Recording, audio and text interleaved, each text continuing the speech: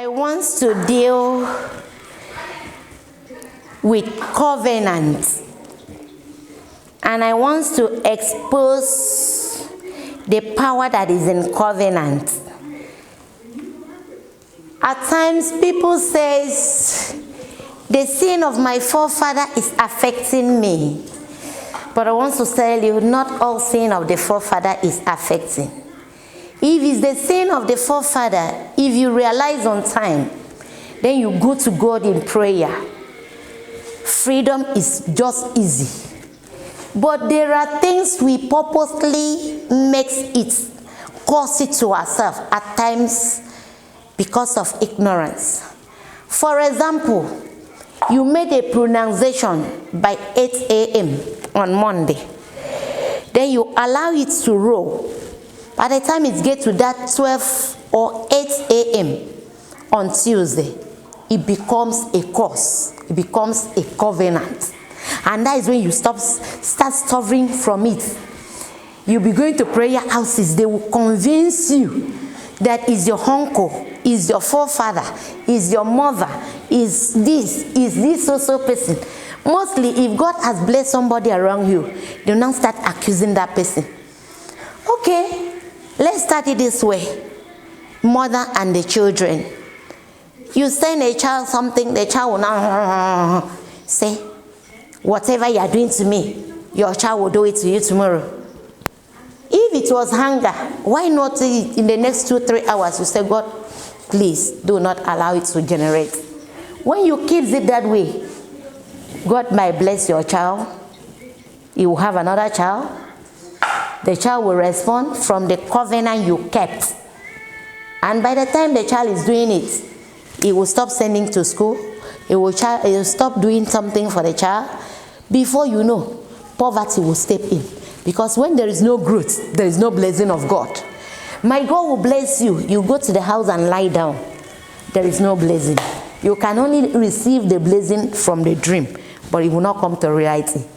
Now, for example, when you go to Lamentation chapter 5, you will hear that the sin that the forefather were doing is what the children are carrying. But the scripture says, he will not allow the father to eat grape.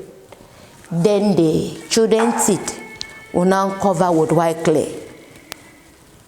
When you know this and you go to God in prayer, he is ready to help you. He is ready to set you free. He is ready to save you. Most causes, most fights, most war, most battle we are facing is from what our people have been doing to other generations.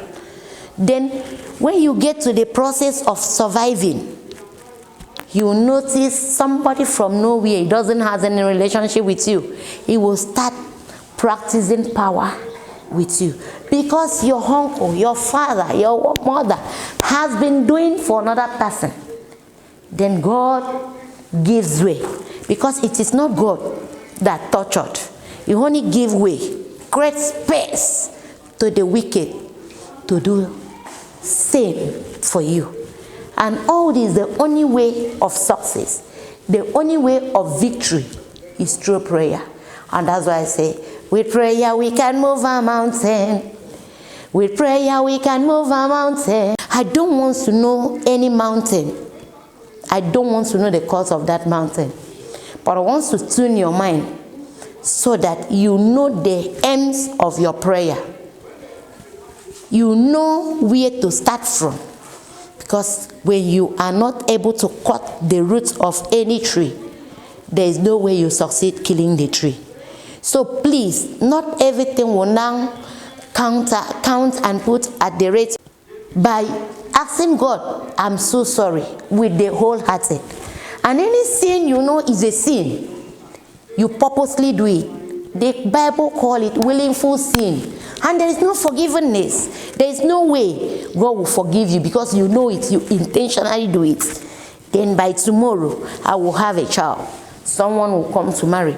Another person will come out and will block the marriage. Caution me there that covenant is a statement you make deeply without revoking it. So whenever you make any statement, make sure it's positive. Make sure it's something you cherish. Make sure it's something you like. Because if negative, in the next 24 hours, that thing has become a covenant. And when it is a covenant, you find it difficult to destroy it. So please, be mindful of the statement you make. Be careful of whatever you are doing. Be careful of the speech you pronounce. Because whenever you keep it from 12 o'clock to another 12 o'clock, it becomes a covenant.